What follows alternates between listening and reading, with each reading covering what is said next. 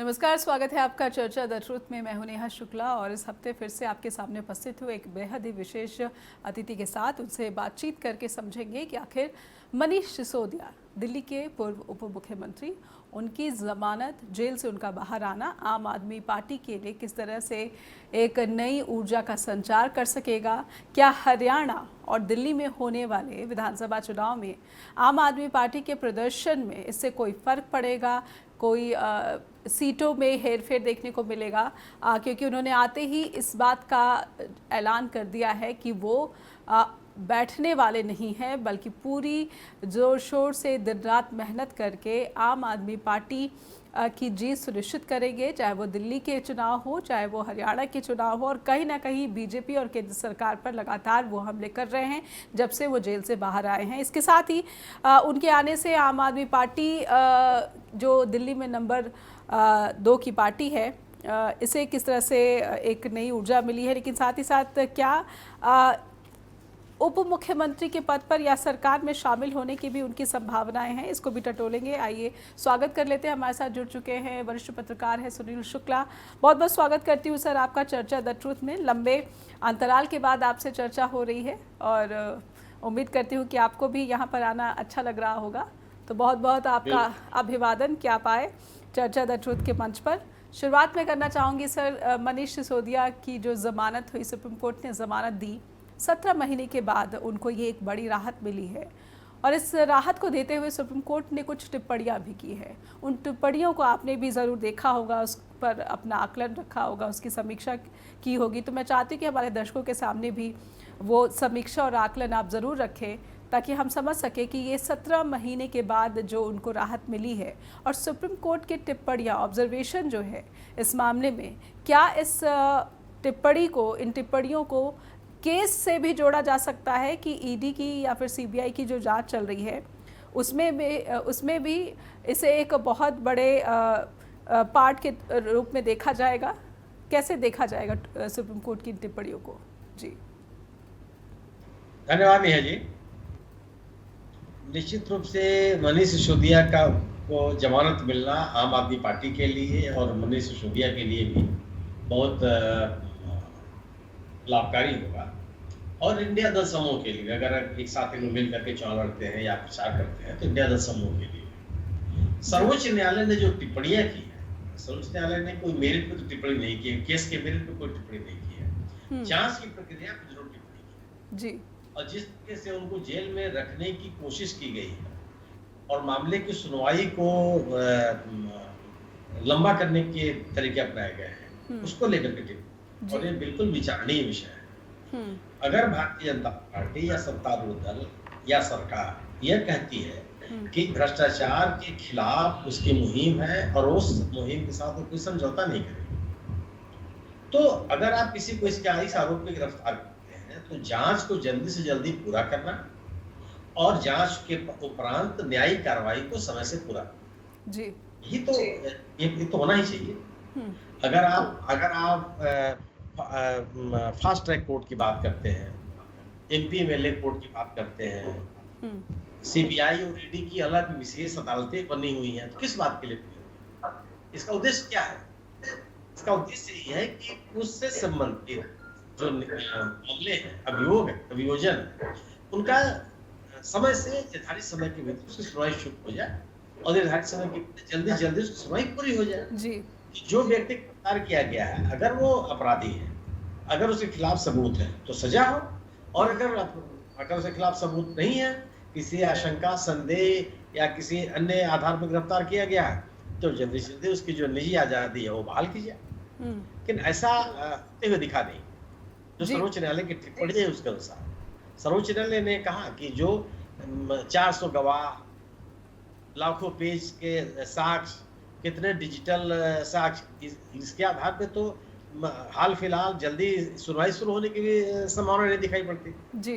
यह जो टिप्पणी है ये महत्वपूर्ण टिप्पणी है कि गोया सरकार अपने विरोधियों को, इसका संदेश ये जाता है कि सरकार अपने विरोधियों को जेल में रखना चाहती है, वो अपराध को दूर करना, भ्रष्टाचार को दूर नहीं करना चाहती, या भ्रष्टाचार में लिप्त लोगों को गिरफ्तार नहीं करना चाहती जी, या उन लोगों को गिरफ्तार करना चाहती है जिससे उसको राजनीतिक चुनौतियां हो। तो यह जो भारतीय जनता पार्टी का ये मुहिम था कि भ्रष्टाचार उसके लिए प्रमुख प्राथमिकता है, वो न तो उसके राजनीतिक कर्मों से लग रहा है और न उसके जो केंद्रीय एजेंसियों के माध्यम से जो अभियान चला रही है उससे भी नहीं लगता। तो आम आदमी पार्टी जो इसे बीजेपी की साजिश करार दे रही है शराब घोटाले को, सुप्रीम कोर्ट की इन टिप्पणियों से उसी आरोप पर ये जो है मुहर लग रही है कि कहीं ना कहीं जो है सुप्रीम कोर्ट भी ये मान रहा है कि ये भ्रष्टाचार में न्याय की बात नहीं हो रही है, बल्कि भ्रष्टाचार के जरिए जो है आम आदमी पार्टी के नेताओं को जेल में रखने की बात हो रही है। क्या इससे पुष्टि हो रही है और इस पर मुहर लग गई है? जी, 17 महीने पहले गिरफ्तार किया मनीष सिसोदिया को, उसके पहले से आप जांच कर रहे हैं।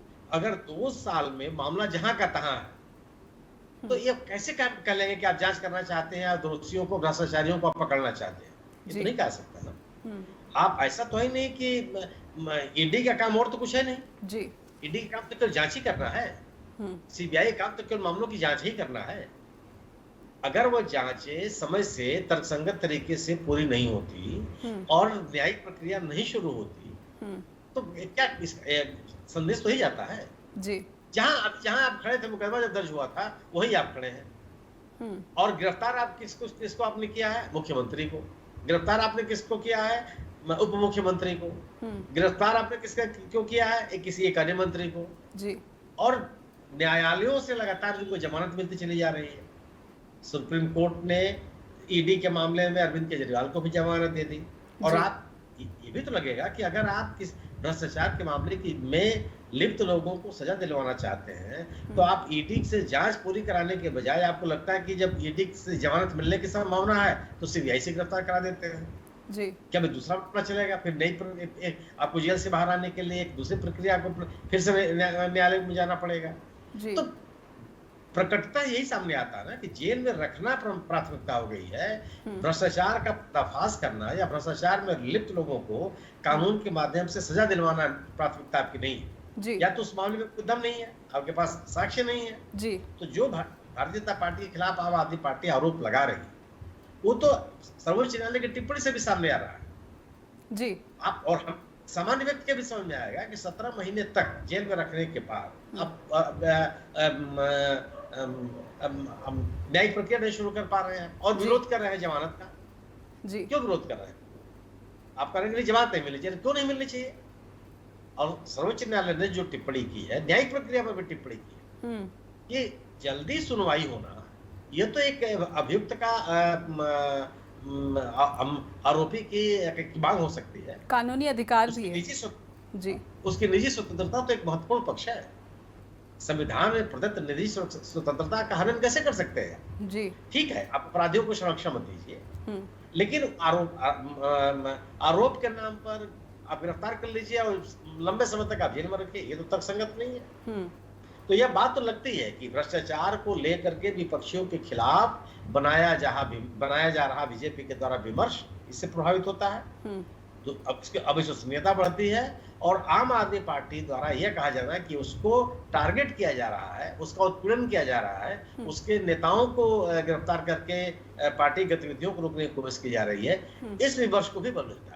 बिल्कुल सुनील सर, ये मामला बहुत बड़ा मामला है। इसमें एक दो नहीं बल्कि आम आदमी पार्टी का जो शीर्ष नेतृत्व है वो भी बुरी तरह से घिरा हुआ है और कहीं ना कहीं आम आदमी पार्टी के भविष्य पर ही इससे सवाल खड़े होते रहे हैं, हमने बार बार देखा है। तो क्या इस मामले को अब हम ये समझें कि सुप्रीम कोर्ट की टिप्पणी के बाद ये मामला कमज़ोर पड़ गया और भ्रष्टाचार जिसे लेकर आम आदमी पार्टी को पूरी तरह से जो है घेर रही थी बीजेपी, अब भ्रष्टाचार पर बीजेपी फंसती दिख रही है और आम आदमी पार्टी की जो छवि है उस पर जो कुछ दाग है वो थोड़े धुंधले हो रहे हैं। तो आम आदमी पार्टी पर इस फैसले का किस तरह से असर पड़ा है ये भी समझने की कोशिश करेंगे, क्योंकि दिल्ली में तो चुनाव है ही, 6 महीने के बाद हरियाणा में भी चुनाव होने वाले हैं और कहीं ना कहीं आम आदमी पार्टी इस तरीके से आगे बढ़ती हुई दिख रही है कि सिसोदिया को कुछ बड़ी जिम्मेदारी सौंपी जा सकती है। वो चुनाव की जिम्मेदारी हो सकता है कि उनको सरकार में शामिल कर लिया जाए दिल्ली में, लेकिन कई कानूनी अड़चनें भी है, उनको भी विस्तार से समझेंगे। हमारे साथ वरिष्ठ पत्रकार जुड़े हुए हैं। सुनील सर, आपसे समझना चाहेंगे क्या आम आदमी पार्टी को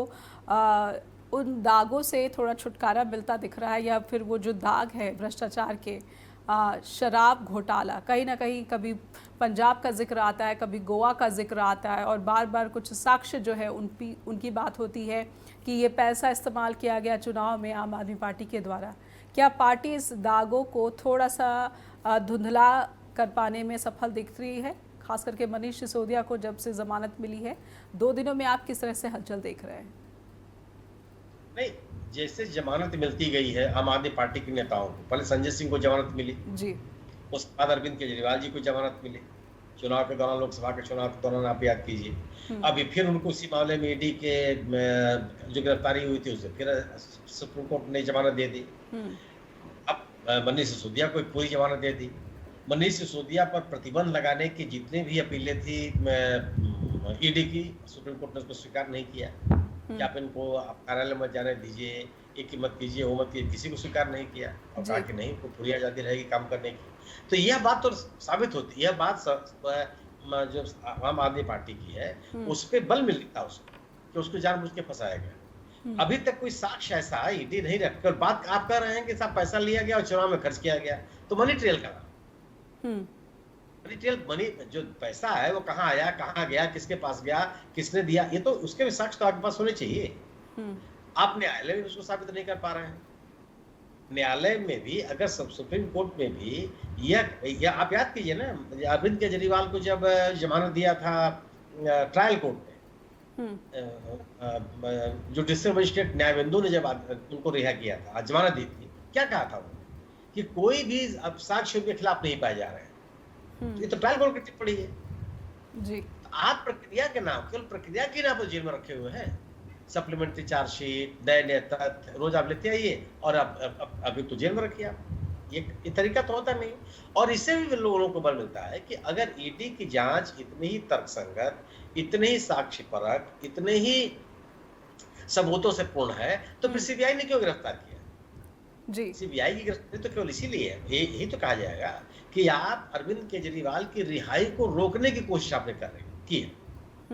अरविंद केजरीवाल कोई आम शोहरत वाले अपराधी तो है नहीं, उनकी ऐसी शोहरत से बड़े भारी अपराधी हैं ये जी। एक पॉलिटिकल आदमी और एक उस मामले में संलिप्त होने का कोई भी पुख्ता सबूत न्यायालय में भी अभी तक ईडी या सीबीआई नहीं प्रस्तुत कर पाई जी। यह बात तो जो आम आदमी अपने पक्ष में, अपने पार्टी नेताओं के पक्ष में कर रही है तो उनके पक्ष में जाता ही दिखेगा। अगर आप हेमंत सोरेन को गिरफ्तारी की गई थी, हेमंत सोरेन के मामले में भी सर्वोच्च न्यायालय ने क्या कहा, झारखंड हाईकोर्ट ने क्या कहा कि साहब कोई सबूत नहीं है, कोई साक्षी नहीं जिसके आधार पे आपने उनको गिरफ्तार किया। अभी अनिल देशमुख को जमानत दिया है मुंबई हाईकोर्ट ने, क्या कहा मुंबई हाईकोर्ट ने जी कि कोई साक्षी नहीं है, कोई आपके पास सबूत ही नहीं है इस बात का। जो पूरे आरोप आप लगा रहे हैं उसमें तो कहीं पाए ही नहीं जाते। उसके पहले आप उसी मामले में संजय राउत को याद कीजिए, जब गिरफ्तार किया था इन लोगों ने मुंबई में जी। मुंबई कोर्ट ने क्या उनको जो कैसे जमानत दी थी और क्या टिप्पणियां की। तो जो मामले अभी गिरफ्तार किए गए, आम आदमी पार्टी के नेताओं की ज्यादा गिरफ्तारी हुई, जिनको गिरफ्तार किया उनके खिलाफ कोई सबूत आपके पास नहीं है। तो ये तो धारणा ही बनेगी ना कि आप अपने विरोधियों का या आपसे अपने से असहमत लोगों का उत्पीड़न कर रहे हैं, आपका विरोध करने वाले राजनीतिक दलों को आप कमजोर करने की कोशिश कर रहे हैं जी। अगर साक्ष्य होते तो निश्चित रूप से अदालत थोड़ी इनको जमानत दे देती। अभी तक बीजेपी क्या कहती रही है कि भले लोग निर्दोष होने का दावा करें, अगर ये निर्दोष है, इनके खिलाफ कोई साक्ष्य नहीं है, इनके खिलाफ फैब्रिकेटेड एविडेंसेस कलेक्ट किए गए हैं, तो न्यायालय से जमानत क्यों नहीं मिलती? सुप्रीम कोर्ट ने इस बात को साफ कर दिया, क्यों नहीं जमानत दी जा रही है? सुप्रीम कोर्ट ने तो यही कहा ना कि ट्रायल कोर्ट और high court safe game play कर रहे हैं। ये तो सुप्रीम कोर्ट की टिप्पणी है जी। गोया कि किसी साक्ष्य के अभाव में नहीं रोके गए, वह एक न्यायिक प्रक्रिया जो पूरी होनी चाहिए थी वो पूरी नहीं हुई। ये तो सुप्रीम कोर्ट की टिप्पणी है जी जी। तो ये जो बात कही जा रही थी कि साहब कोई ना कोई साक्ष्य तो इनके खिलाफ है, कोई ना कोई मुद्दा तो इनके खिलाफ है, कहीं ना कहीं ये जो मामला है न्यायिक राहत नहीं मिल पा रही है जी। कहीं ना कहीं जो शराब घोटाले का मामला है ये आम आदमी के खिलाफ जो है कमज़ोर पड़ता हुआ ज़रूर सुप्रीम कोर्ट में दिखा है। अब मैं आती हूँ मनीष सिसोदिया के कार्यभार के ऊपर। किस तरह का कार्यभार आप उम्मीद जो लगा रहे हैं कि सिसोदिया को सौंपा जा सकता है? क्या उनकी सरकार में वापसी संभव है, ऐसा आप लगा सकते हैं अंदाज़ा, या फिर वो पार्टी को ही मजबूत करने की कार्य दिशा में आगे बढ़ते दिखेंगे? नहीं, वो सरकार में उनकी वापसी संभव है, बहुत कोई मैंने इस बात की पूरी संभावना है। किसी को आश्चर्य नहीं होना चाहिए कि वो सरकार में आ जाता है, और सरकार में क्यों नहीं आएगी। जी सवाल है कि अरविंद केजरीवाल के बाद सेकंड जी मैन इन कमांड है वो आम आदमी पार्टी, जी तो सरकार में आना भी चाहिए, जिम्मेदारी दी जानी चाहिए। और अरविंद केजरीवाल की गैर मौजूदगी में क्या उनकी मौजूदगी में सभी काम मनीष सिसोदिया ही करते रहे हैं। न्यायालय ने भी कोई प्रतिबंध नहीं लगाया है कि आप मंत्री का पद ग्रहण नहीं कर सकते हैं या अपने कार्यालय नहीं जा सकते हैं, जो अरविंद केजरीवाल की जमानत पर शर्त लगी हुई थी पिछली बार जी। इस बार क्या हो, मुझे अभी जब जमानत मिलेगी आदेश आएगा 10 में आएगा, तो ये भी नहीं है। तो मनीष सिसोदिया के बाहर आने का भरपूर लाभ आम आदमी पार्टी उठाना चाहेगी, सरकार चलाने में, अपने कार्यकर्ताओं का उत्साह बढ़ाने में, पार्टी संगठन को मजबूत करने में, इंडिया 10 समूह में अपनी उपस्थिति को बेहतर बनाने में, अपने आगामी दिल्ली विधानसभा के चुनाव की तैयारियों के हिसाब, लगातार चुनाव जीतती है, तो उसको आपने अपने संबोधन में कहा कि दिल्ली में आम आदमी पार्टी दूसरे नंबर की पार्टी है। दूसरे नंबर की पार्टी नहीं है, पहले नंबर की पार्टी है, सरकार उसकी है। लोकसभा के चुनाव वो हार गई, पिछली बार भी हार गई थी, इसका मतलब नहीं कि दूसरे नंबर की पार्टी, पहले नंबर की पार्टी सरकार में है, सत्ता में है, और बहुसंख्यक सीटें उसके पास है। तो एक पहले नंबर की पार्टी दिल्ली में है, वो उसने बीजेपी को सत्ता से बाहर किया जी। अभी एमसीडी के चुनाव में भी दिल्ली में बीजेपी को सत्ता से बाहर किया है। तो एक मजबूत पार्टी है वो, और अपने संगठन को मजबूत करना चाहेगी, अपने कार्यकर्ताओं की निराशा को दूर करना चाहेगी। तो दोनों ही जगह जो है आप जिम्मेदारियां उनके लिए जो है मैं पाता हूं। जी जी। लेकिन जब बात आती है कि किस तरह से जो कानूनी अड़चने हैं, जिनको कई रिपोर्ट्स में देख रही थी कि मुख्यमंत्री तो जेल के भीतर हैं, क्या उनको जो जेलर है वो इस तरह की किसी भी चिट्ठी पर हस्ताक्षर करने देंगे? अगर क्योंकि मुख्यमंत्री को तो संवैधानिक रूप से अधिकार है कि वो कैबिनेट में किसको शामिल करना चाहे ना करना चाहे, लेकिन क्या जो जेल मैनुअल है वो इसकी इजाज़त देता है? क्यों नहीं देता? चिट्ठी लिखना कहाँ रोक टोक है? रोज चिट्ठी लिखिए बैठ गया। जेल मैनुअल में किसी भी व्यक्ति को, जेल में रहने वाले व्यक्ति को चिट्ठी लिखने से कैसे रोक सकते हैं? इसकी तो मनाही नहीं है जी। जितनी चाहे उतनी चिट्ठी लिखे। यह जरूर है कि वो जानकारी में होनी चाहिए जेलर के, जेल सुपरिटेंडेंट की जी। ऐसा नहीं है कि आप चिट्ठी नहीं लिख सकते। नहीं, चिट्ठी लिख सकते हैं जी, बिल्कुल बिल्कुल लिख सकते हैं। हाँ। और इसकी संख्या भी निर्धारित नहीं है, वो कोई टेलीफोन कॉल नहीं है कि हफ्ते में 2 बार कर सकते हैं आप जी। चिट्ठी है, आप रोज चिट्ठी लिखिए, आप उसको भेजिए, आप जेलर को दीजिए, साहब मेरी चिट्ठी आप भेज दीजिए, वो भेजेंगे। कोई बहुत बड़ा नोटोरियस अपराधी हो, कोई राष्ट्रद्रोह का मामला हो, कोई बड़ा भारी कुख्यात आतंकवादी हो, उसकी चीजों को आप उसको भी आप सेंसर कर सकते हैं, लेकिन उसको भी आप ये नहीं मना कर सकते कि नहीं, आप अगर अपने माता पिता को चिट्ठी लिख रहा था उसको रोक लीजिए जी। आप देख लीजिए क्या लिख रहा है, अधिक से अधिक कर सकते हैं आप, उसको देख लेंगे कि लिख क्या रहा है। कोई किसी व्यक्ति आप अपनी जानकारी भी ले सकते हैं, लेकिन नहीं लिख नहीं सकता, ये तो संभव नहीं है जी। लेकिन यहाँ पर एक मीडिया रिपोर्ट में लिखा गया है कि दिल्ली के मुख्यमंत्री को उपराज्यपाल की मंजूरी के लिए सचिवालय में एक प्रस्ताव लाना होगा। इस तरह की जो प्रोसीडिंग्स है इसकी अनिवार्यता यहाँ पर जताई गई है। तो क्या कुछ इन कानूनी जो बाध्यताएं हैं इसके तहत जल्द ये चीज़ें संभव नहीं होंगी? ऐसे में वो जी, ऐसा कुछ भी नहीं है। एक पत्र जाना चाहिए उपराज्यपाल इस पे आपत्ति कर सकते हैं, प्रक्रियागत आपत्तियां हैं जी। और अगर ये आप ऐसा करते हैं तो फिर वो बीजेपी के खिलाफ जाएगा। यही माहौल बनेगा कि आप आम आदमी पार्टी को काम नहीं करने देना चाहते, उससे आम आदमी पार्टी को कोई नुकसान नहीं हो जाएगा जी। अगर अरविंद केजरीवाल जेल से ही यह पत्र लिखते हैं, जेल से मिश्रा का इस्तीफा तो उन्होंने दिया नहीं जी, जेल में वह लोगों से मिल सकते हैं, इसकी भी उनको छूट है जी। अपने वकील से मिल सकते हैं 2 बार, अपनी पत्नी से मिल सकते हैं जी, वो तो बाकायदे उनको राहत मिली हुई है जी। तो उसमें वह एक पत्र पे उल्लेख करके भेजते हैं कि इनको मंत्रिमंडल में शामिल किया जाए और शपथ दिलाई जाए, तो मुझे नहीं लगता कि यह कोई गैर कानूनी होगा जी। प्रक्रिया लेकिन अड़चनें लगाई जा सकती हैं उपराज्यपाल की तरफ से, या फिर किसी फाइल को जेल के भीतर ले जाने की अनुमति जेलर अगर नहीं देते हैं, तो इस तरह की अड़चनें जो है ये लगाई जा सकती हैं जी। वही कह रहा है ना कि अगर आप प्रक्रियागत प्रोसीजरल इश्यूज को लेकर के जी अगर आप मनीष सिसोदिया की गतिविधियों पे रोक लगाने का प्रयास करेंगे जी तो उससे आम आदमी पार्टी को कोई नुकसान नहीं होगा। जी इसको और भुनाएगी आम आदमी पार्टी, इसको और भुनाएगा इंडिया दल समूह हम्म कि आप एक सरकार को काम नहीं करना। अभी अभी लोग ये बात करते हैं। हम्म आम आदमी पार्टी तो राज्यपाल पर बीजेपी नहीं पर आरोप लगाती है ना कि आप चुनी हुई सरकार को काम नहीं करने देती। अब तरह तरह के अवरोध पैदा करते हैं। जी आप नए नए अध्यादेश ले आते हैं सुप्रीम कोर्ट के आदेश के बावजूद भी। हम्म आप जो प्रशासनिक अधिकारी हैं उनके ही मामलों में हस्तक्षेप करते हैं और चुनी हुई सरकार के अधिकार को आप सीमित करने का प्रयास करते हैं। वो एक राजनीतिक मुद्दा बनाती है, राजनीतिक मुद्दा बनाएगी जी और राजनीतिक मुद्दा बनाने का आप अवसर भी दे देंगे।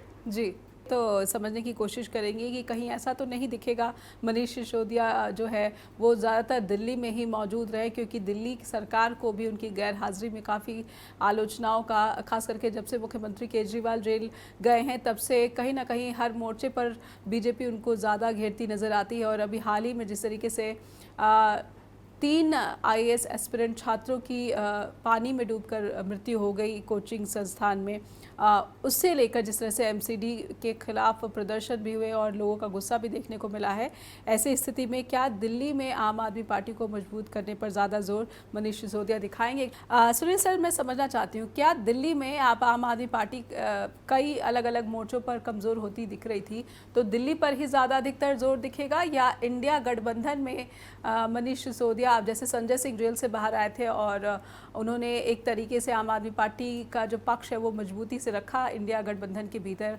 और अब सिसोदिया भी यही काम करते दिखेंगे, या फिर आप यही अंदाज़ा लगा रहे हैं कि दिल्ली पर फोकस ज़्यादा रहेगा क्योंकि चुनाव 6 महीने के भीतर होने वाले हैं और कहीं ना कहीं जो तमाम असफलताएं रही हैं दिल्ली सरकार की, कम से कम उन असफलताओं पर जनता के गुस्से को कम करने की कोशिश सिसोदिया करते दिखेंगे, प्राथमिकता शायद दिल्ली हो?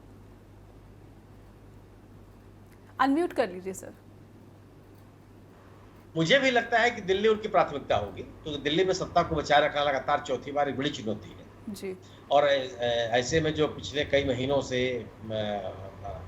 संगठन के ऊपर भी की गतिविधियां ठप हैं, लगातार वो केंद्र सरकार के निशाने पर रही है, संगठन को कमजोर करने की कोशिश की गई है, तो ये तो है कि दिल्ली को क्योंकि पिछड़ा माहौल भी नहीं, मगर लगातार वो 3 बार चुनाव जीते हैं, तो इस बार एक तरह की एंटी इनकम्बेंसी भी है, मजबूत एंटी इनकम्बेंसी भी होगी, उसका भी सामना करना पड़ेगा। खास करके लोकसभा में जैसे नतीजे रहे हैं लोकसभा चुनाव, लेकिन लोकसभा के नतीजों में भले चुनाव हार गई हो, लेकिन आम आदमी पार्टी या इंडिया दल समूह का जो मत प्रतिशत है वो बेहतर हुआ, जीत हार का अंतर कम हुआ जी।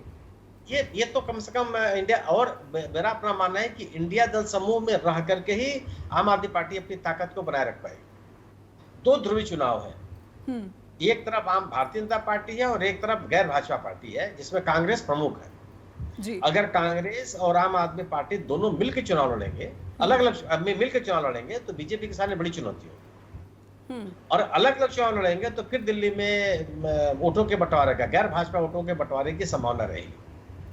आम आदमी पार्टी को भी इंडिया दल समूह निश्चित रूप से बने, इंडिया दल समूह में रह करके ही पहले नंबर की पार्टी रहेगी दिल्ली में, उसी के नेतृत्व में लड़ा जाना चाहिए चुनाव। कांग्रेस चाह करके भी आम आदमी पार्टी को किनारे नहीं कर सकती है जी। वह बीजेपी आम आदमी पार्टी को आगे ही रखना होगा, उसको वह इसको स्वीकार करना पड़ेगा कि आम आदमी पार्टी दिल्ली में बड़ी पार्टी जी, और अपनी राजनीतिक ताकतों से, अपनी राजनीतिक उपस्थिति से, और कांग्रेस उसकी सहयोगी पार्टी है, वह एक पहले नंबर की पार्टी नहीं हो सकती।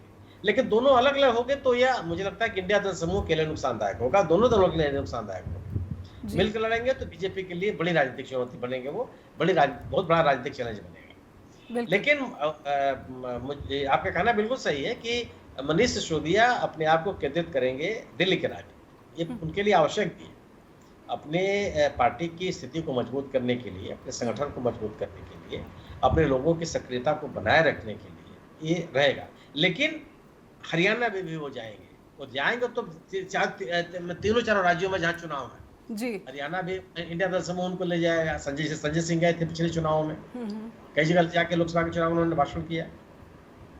उसी तरह से मनीष सिसोदिया भी जाएंगे, हरियाणा जाएंगे, झारखंड जाएंगे, महाराष्ट्र जाएंगे, सब जगह जाएंगे, जहाँ जहाँ इंडिया दल समूह की रैलियां होंगी उनको लोग ले जाएंगे और ये बताने की कोशिश करेंगे कि ये वो लोग हैं जो भारतीय जनता पार्टी शासन के उत्पीड़न के शिकार हुए हैं, भ्रष्टाचार के नाम पर आप कैसे उत्पीड़न करते रहे। ये एक अपील ही बनाएंगे लोगों को, मतलब विक्टिम कार्ड जिसको कहता है उस कार्ड के एक प्रमुख खिलाड़ी माने जाएंगे, इस तरह से उनको प्रदर्शित किया जाएगा। तो दिल्ली आम आदमी पार्टी अपने संगठन के हिसाब से अपनी प्राथमिकता में रखेगी, इसमें कोई दोहराई नहीं है, लेकिन अन्य राज्यों में भी जाएगी और इंडिया दल समूह के रूप में वो सक्रिय रहेगी। इंडिया दल समूह में रह करके ही वो अपनी ताकत बनाए रख सकती है। मुझे नहीं लगता कि अब इस समय जब दो मैंने एक तरफ बीजेपी है, एक तरफ कांग्रेस है, उसमें किसी तीसरे दल के लिए किसी भी जगह पे कोई संभावना है, या केवल उसी के पास लोग रहेंगे, बाकी कांग्रेस से अलग रह करके आप सभी भाजपा मतदाताओं का केंद्र में रह सकते हैं। आप मुझे लगता है कि कठिन होगा कि किसी भी पार्टी के लिए। जी। तो कहीं ना कहीं मनीष सिसोदिया का जेल से बाहर आना इंडिया गठबंधन के लिए भी एक बड़ी खबर, बल्कि एक अच्छी खबर आप मानेंगे कि ये इंडिया गठबंधन, क्योंकि अलग अलग कई राज्यों में जो है इंडिया गठबंधन, चाहे पश्चिम बंगाल में जब से अधीर रंजन चौधरी को अध्यक्ष पद से हटा दिया गया है कांग्रेस के अध्यक्ष पद से, तो वहाँ पर भी ये कहा जा रहा है कि टीएमसी का जो इंडिया गठबंधन में है या फिर कांग्रेस के साथ जो है जो समझौता है सीटों को लेकर या फिर आने वाले जो भी चुनाव है वहाँ पर उसको लेकर, तो ये इंडिया गठबंधन के लिए आप ये एक अच्छी जो है खबर मानते हैं। लेकिन मैं हरियाणा को भी थोड़ा सा समझना चाहती हूँ, क्योंकि जिस तरीके से इंडिया गठबंधन पर सवाल उठते रहे, हरियाणा में बीजेपी सरकार है और आते ही मनीष सिसोदिया ने विनेश फोगाट को लेकर एक ऐलान किया कि कहीं ना कहीं जो उनके साथ जो भी उन्हें अयोग्य ठहराया गया, उनको डिस्क्वालीफाई किया गया, इसमें एक षड्यंत्र की बात उन्होंने भी कही है, ठीक वैसे ही जैसे कांग्रेस लगातार षड्यंत्र की बात कर रही है। क्या इस मोर्चे पर, विनेश फोगाट के मामले पर, आम आदमी पार्टी, इंडिया गठबंधन बीजेपी को हरियाणा में काफ़ी ज़्यादा नुकसान पहुंचाने की रणनीति पर आगे बढ़ती दिख रही है, और ये कितना असरदार हो सकती है विधानसभा चुनाव में? देखिए, विनेश फोगाट का मुद्दा बड़ा संवेदनशील है और विनेश फोगाट के डिस्क्वालिफिकेशन को लेकर के तमाम तरह के आशंकाएं, तमाम तरह के संदेह पैदा होते रहे। उन संदेहों को दूर करने की कोशिश जो की गई वो बहुत लोगों के बीच में गले उतरे नहीं। दोनों तरह के लोग हैं, जो कहते हैं कोई साजिश नहीं हुई, स्वाभाविक सी प्रक्रिया थी, कुछ लोग कहते हैं कि नहीं हुई और ये कारण जी। विनेश फोगाट का डिस्क्वालिफिकेशन एक पूरे देश के लिए सदमे की तरह है जी।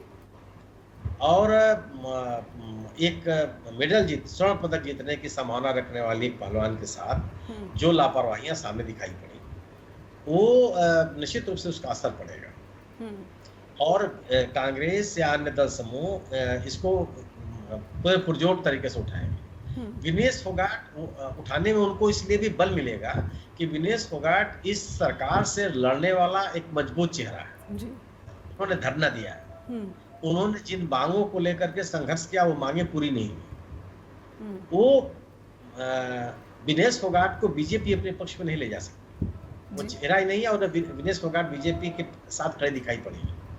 तो जो विनेश फोगाट का जो झाड़ू चेहरा रहा है, भारतीय जनता पार्टी विरोधी चेहरा रहा है, भारतीय जनता पार्टी के द्वारा वह उपेक्षित नजर आई है, तो उसका लाभ तो निश्चित रूप से कांग्रेस उठाएगी जी। आम आदमी पार्टी या इंडिया दल समूह सभी ने विनेश फोगाट के मुद्दे पे बोला है, संजय सिंह ने भी बोला जी। और लोगों ने या क्यों हुआ, कैसे हुआ, मैं किसी नियत की बात नहीं कर रहा हूँ, मैं संदेह नहीं पैदा कर रहा हूँ, लेकिन मैं ये जरूर होता है कि जब विनेश फोगाट अपना प्री क्वार्टर से फाइनल जीती, तो जो प्रधानमंत्री की तरफ से कोई शुभकामना संदेश नहीं सार्वजनिक हुए, तो लोगों के मन में इस बात को लेकर संदेह पैदा होता है, बात होती है, क्योंकि विनेश फोगाट एक ऐसा चेहरा है जो हमलावर रही है प्रधानमंत्री के ऊपर, उनसे भी उनकी शिकायतें रही जी। तो उसका, और मेरा अपना मानना है कि हरियाणा के चुनाव में विनेश फोगाट का मुद्दा गंभीर बनेगा। भारतीय जनता पार्टी के खिलाफ जो विरोधी दल है वो उसको मुद्दा बनाएंगे जी। अभी से, और जो वहां से मेडल जीत करके आने वाले खिलाड़ी जिस तरह से कांग्रेस के नेताओं से मिले हैं, सोनिया गांधी से मनु भाकर मिले हैं, पार्लियामेंट हाउस में जाकर के मनु भाकर की मुलाकात राहुल गांधी से हुई है जी। आम आदमी पार्टी ने हॉकी के खिलाड़ियों को जिस तरह के सम्मान देने का निर्णय किया सरकार ने पंजाब में, तो ये स्थिति बनती जा रही है कि खिलाड़ियों के मन में भी कांग्रेस के प्रति एक तरह का सम्मान बढ़ा है। और लोगों के मन में भी कांग्रेस को लेकर के जो उपेक्षित भावना बनाने का प्रयास किया था सत्तारूढ़ दल ने, उसमें कमी आई। अब वह स्थिति नहीं रह गई। तो जी विनेश फोगाट का मुद्दा गंभीर मुद्दा है और यह विषय लोगों के बीच में आएगा।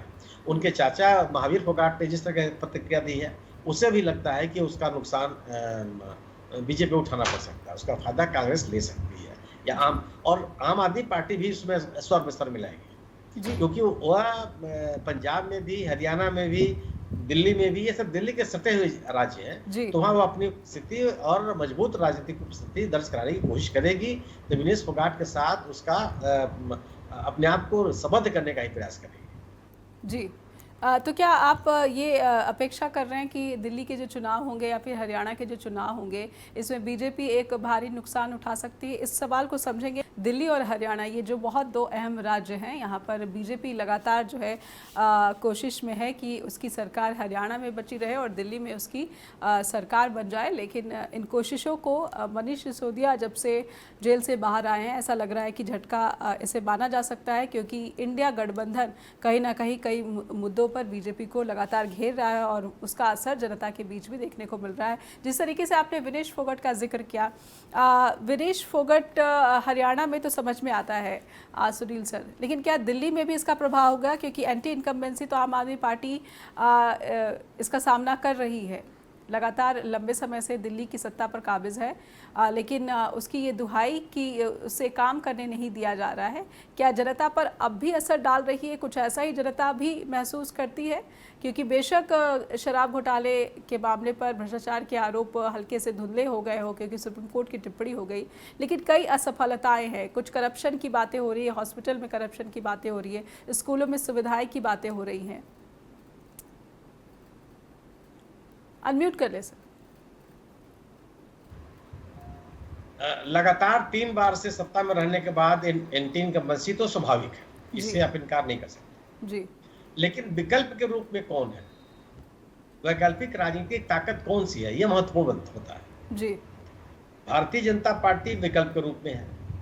क्या भारतीय जनता पार्टी की राजनीतिक ताकत या उसके खिलाफ एंटी इनकम्बेंसी नहीं है?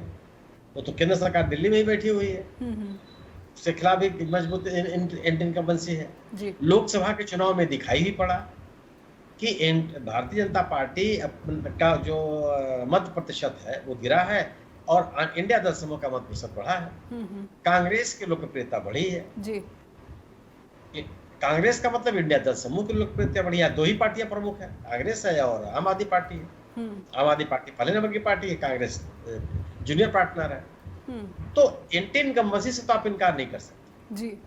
आम आदमी पार्टी के खिलाफ लोगों के मन में नाराजगी भी होगी, इससे भी कोई इनकार नहीं कर सकते। लेकिन आम आदमी पार्टी अपने प्रतिबद्ध मतदाताओं को कितना खो रही है और उनके साथ जो मतदाता जुड़े थे उनमें कितने लोगों को खो रही है, सवाल इस बात जी। एमसीडी का चुनाव हुआ तो बहुत दिन नहीं हुआ, तो उस एंटी इनकम्बेंसी के बावजूद भी एमसीडी में जीत करके चली है और भारतीय जनता पार्टी को बाहर कर दिया, सत्ता से बाहर कर दिया। जबकि एमसीडी में भारतीय जनता पार्टी मजबूत पार्टी मानी जाती रही जी। तो आम आदमी पार्टी अपने मतदाताओं को कितना बनाए रखे, अपने साथ बनाए रख पाएगी, यह एक बड़ा सवाल है जी। और इसके माहिर मनीष सिसोदिया हैं, अब वो बाहर आ गए हैं जी।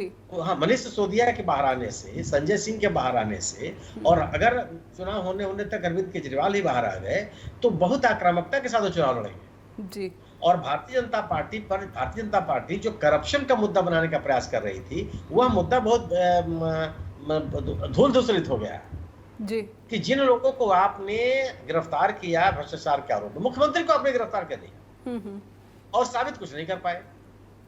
इतने महीनों तक उनको जेल में रख करके भी साबित कुछ नहीं कर पाए, न्यायालय में कोई साक्ष्य नहीं दे पाया आप। तो ये जो धारणा बनेगी वह आम आदमी पार्टी को की जो स्थिति है उसको थोड़ा इंप्रूव करेगी और भारतीय जनता पार्टी की स्थिति कमजोर होगी। क्योंकि अगर आप गवर्नेंस की बात करेंगी तो गवर्नेंस के सवाल पे दोनों पार्टियों पे सवाल है, आम आदमी पार्टी पे या बीजेपी भी है, दोनों के बीच में।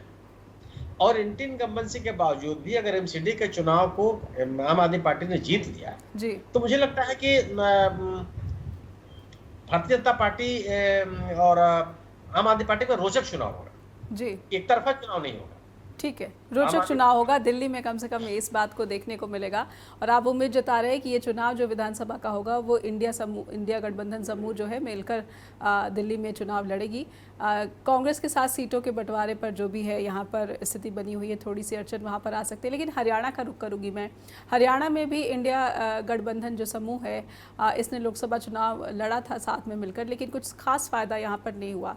विधानसभा चुनाव में आप इसकी स्थिति कैसे देख रहे हैं, खास करके मनीष सिसोदिया के जेल से बाहर आने के बाद, और नायब सैनी जब से मुख्यमंत्री बने हैं वो एक के बाद एक यहाँ पर घोषणाएं कर रहे हैं। विनेश फोगाट को लेकर भी घोषणा उन्होंने की थी कि सिल्वर मेडल मिलने वाले खिलाड़ी को जो जितनी भी सुविधाएं दी जाती वो सब विनेश फोगाट को दी जाएगी। और तो और जो कांग्रेस के पूर्व मुख्यमंत्री और वरिष्ठ नेता हैं भूपेंद्र सिंह हुड्डा, उन्होंने अपील की है कि हरियाणा में सभी राजनीतिक दल मिलकर विचार करें कि विनेश फोगाट को राज्यसभा भेजा जाए। तो इन सब टिप्पणियों को, इन सब सरकार की कोशिशों को आप किस तरह से देख रहे हैं? इसके बावजूद क्या बीजेपी चुनाव में अपना प्रदर्शन बेहतर रख पाएगी, या फिर सरकार बचा पाएगी, या फिर विपक्ष जो है ज़्यादा मजबूत दिख रहा है? नहीं, आपने कहा कि हरियाणा में बीजेपी को कोई खास नुकसान नहीं हुआ। जी, हरियाणा में बीजेपी आधी सीटें हार गई लोकसभा की। जी, 10 के 10 सीटें 2014 के चुनाव में पर जीती थी। इससे ज़्यादा सीटों पर जीत की अपेक्षा विपक्ष के जो है कांग्रेस से ज़्यादा अपेक्षाएं की जा रही थी, लेकिन उसका जो जीत का आंकड़ा है वो आधे पर ही रह गया। नहीं, वो सही संख्या पे आप बात कर सकते हैं, लेकिन बीजेपी के नुकसान की अगर आप बात कीजिए तो आधी सीटों का नुकसान हो गया। जी बिल्कुल। और इन आधी सीटों पे हारी है, और विधानसभा में 40 से अधिक सीटों पर कांग्रेस की बढ़त है। जी, दोनों चीज आप देखिए, अगर आप विधानसभा चुनाव के हिसाब से अगर आप देखिएगा तो ये स्थिति उसकी बन रही है। जी, तो भारतीय जनता पार्टी का तो जो जनाधार है उसमें गिरावट आई है। कांग्रेस ने अपने जनाधार को बढ़ाया है, और वो भी तब जब एक मजबूती के साथ चुनाव लड़ने वाली जो बात आप कही वो नहीं थी। अब तो कांग्रेस का जो रिजल्ट आया है उसमें तो इंडिया दल समूह में एक तरह की मजबूती दिख रही है लोगों को। लोगों ने उसको जन समर्थन भी दिया है जी, कई राज्यों में दिया है। तो एक बदला हुआ माहौल है। लोकसभा के चुनाव तक कांग्रेस की विश्वसनीयता कितनी है, इंडिया दल समूह की विश्वसनीयता कितनी है, इंडिया दल समूह के सदस्यों के बीच में लोगों के बीच में कितनी जन स्वीकृति बन पाई है, यह एक बहस का विषय था जी, एक चर्चा का विषय था। लेकिन लोकसभा के चुनाव ने इसको साबित किया है कि इंडिया दल समूह ने अपनी विश्वसनीयता कायम की। कोई विपक्ष के प्रति जो जनविश्वास को खत्म करने की कोशिश की गई थी वह जनविश्वास लौटा। लोग विपक्ष के प्रति विश्वास कर रहे हैं, और विपक्ष के या जो अन्य लोग हैं, इस बीच जो घटनाक्रम है अलग वर्गों को आप देखिए कि जो विभिन्न वर्गों के लोग हैं वो राहुल गांधी से जाकर के मिल रहे हैं जी, चाहे वो लोको पायलट हो, चाहे वो किसान हो, चाहे वो कुली हो, पोर्टर्स के लोग हो जी, चाहे वो खिलाड़ी हो, चाहे वो कुली हो, ये तमाम लोगों का शिष्टमंडल जाकर के राहुल गांधी से मिल रहा है। कितना प्रायोगिक है, कितना वास्तविक है, इस पे कोई बहस कर सकता है। लेकिन देखने में तो है अक्सर इतने लोग मिलने जा रहे हैं, वो राहुल गांधी के माध्यम से मंत्रियों के यहाँ जाना चाहते हैं। ये एक संदेश देता है कि लोगों के बीच में कांग्रेस की, इंडिया दल समूह की एक लोकप्रियता बढ़ी, जन स्वीकृति बढ़ी है। इस राजनीतिक माहौल में ये 3 राज्यों के चुनाव होंगे जी। दूसरी तरफ बीजेपी के खिलाफ विपक्ष एक है, और जो राजनीतिक विमर्श बना था लोकसभा के चुनाव में वह विमर्श अभी जहां का तहां है जी। जो गवर्नेंस इश्यूज थे, जो सरकार के कामकाज का सवाल था, जो किसानों के, विद्यार्थियों के, महिलाओं के, उद्यमियों के जो सवाल थे वो जहां के तहां है। जो लोगों के मन में नाराजगियां थी, बेरोजगारी के जो सवाल था आज भी वहीं पे है, अब अग्निवीरों का जो सवाल था आज भी वहीं पे खड़ा है, महंगाई का जो सवाल था आज भी वहीं खड़ा है, उसमें तो कोई कोर्स करेक्शन हुआ नहीं जी। तो यह भारतीय जनता पार्टी के लिए अपने लोगों को अपने साथ जोड़े रखने के लिए बड़ी चुनौती है, क्योंकि अब जो मुद्दा है वह है गवर्नेंस कि 10 साल में सत्ता में रहने के बाद भारतीय जनता पार्टी इतिहास को गाली दे करके अपने समर्थन को बरकरार नहीं रह सकती कि यह गलती जवाहरलाल नेहरू से हुई थी, यह गलती इंदिरा गांधी से हुई थी, यह गलती राजीव गांधी से हुई थी। यह सवाल नहीं है। अब सवाल यह है कि जो गलतियां उन्होंने की वो की उन्होंने, आपने जो अच्छाइयां की है वो बता दीजिए जी, ये सवाल हो गया है। इस सवाल पर भारतीय जनता पार्टी अपने लोगों को कितना जोड़, अब जाट समुदाय प्रमुख समुदाय है हरियाणा का। जी। भारतीय जनता पार्टी का एक भी जाट उम्मीदवार नहीं जीता, न हरियाणा में जीता, न पश्चिमी उत्तर प्रदेश में जीता, एक राजस्थान में जीत पाया जिनको आपने मंत्री बनाया। जी। तो क्या दर्शाता है? जो पोलराइजेशन की स्थितियां थी बीजेपी के पक्ष में वो नहीं है। मनोहर सिंह खट्टर सरकार के खिलाफ जो लोगों के मन में नाराजगी थी उसमें कुछ सुधार नजर नहीं आता। अगर है भी तो दिख नहीं रहा है। सैनी साहब कितना अपने मतदाताओं को अपने साथ रख पाएंगे, ये बड़ा सवाल है कि सैनी साहब के साथ, सैनी साहब को ला करके गैर जाट राजनीति करने की जो कोशिश की है बीजेपी ने, वो कितनी कारगर होगी।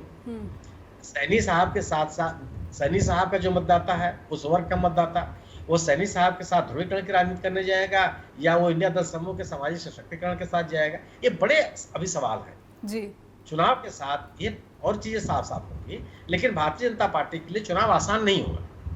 जी बिल्कुल, कहीं ना कहीं, लेकिन एक चीज़ ज़रूर इस पे एक छोटी सी टिप्पणी ज़रूर समझना चाहूँगी। बीजेपी ने ये साफ कर दिया है कि वो एससी और एसटी आरक्षण में क्रीमी लेयर का जो है समर्थन नहीं करती है। वो क्रीमी लेयर को लेकर जो है कोई भी नीति या फिर कानून बनाने की स्थिति में नहीं है, उसने मना कर दिया है। इस टिप्पणी को कैसे देखते हैं, क्योंकि विधानसभा चुनाव से इन सभी जी नेहा जी, क्रीमी लेयर की तो बात ही नहीं है। क्या सुप्रीम कोर्ट के ऑर्डर में क्रीमी लेयर लिखा हुआ है? माननीय न्यायमूर्ति, एक न्यायमूर्ति, 7 सदस्यीय खंडपीठ के एक न्यायमूर्ति की केवल सलाह है, वह जजमेंट का पार्ट नहीं है। तो जो जजमेंट का पार्ट नहीं है आप उस पर टिप्पणी कर रहे हैं। टिप्पणी आपको एक आरक्षण हटा नहीं सकता कोई जी। आप यह कहिए ना, उसमें जो आदेश दिया, आदेश का मतलब जो उन्होंने आजादी दी है राज्य सरकारों को कि आप शेड्यूल कास्ट में जातियों के बीच में वर्गीकरण कर सकते हैं जी। यह जो छूट दिया हुआ है, बीजेपी यह स्पष्ट कर रहे कि वह वर्गीकरण करेगी कि नहीं करेगी जी। वह इसके पक्षधर है कि नहीं, उस पर तो नहीं बोल रही है वो जी। और अगर आप ये सोचिए कि बीजेपी चुनाव के दौरान तो वर्गीकरण के पक्ष में खड़ी दिखाई पड़ी थी जी। आप याद कीजिए कि आंध्र प्रदेश में मटिगा समुदाय के साथ प्रधानमंत्री जी की सभा हुई थी और उन्होंने उस भरी सभा में कहा कि जो मटिगा आंदोलन चलाने वाले हैं कृष्णा जी, वो हमारे नेता हैं जी। ये तो सभी जानकारी में है। वहाँ जो आरक्षण का लाभ है वो माला समुदाय के लोग ज्यादा पा रहे हैं और मटिगा को जो मिलना चाहिए वो नहीं मिल रहा है, तो उन्होंने कहा था साफ साफ। बिल्कुल बिल्कुल।